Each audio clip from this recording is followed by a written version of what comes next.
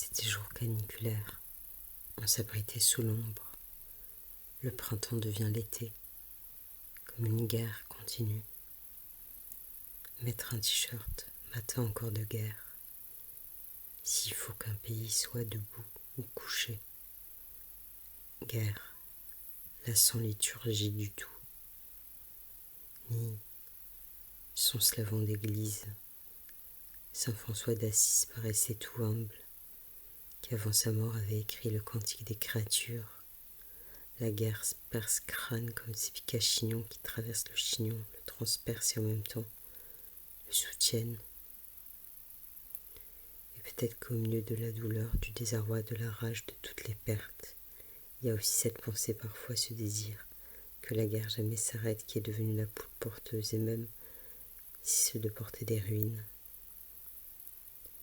Saint François le Saint est l'ami des animaux, comme faire l'exilé avec son chien, son canaille.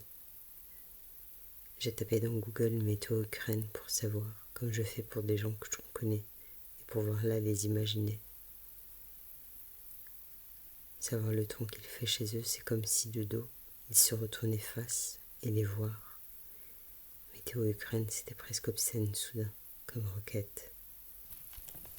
La guerre, c'est qu'un pays a plus jamais l'insouciance d'un dos, la paix de savoir qu'on va pas être bombardé ce soir.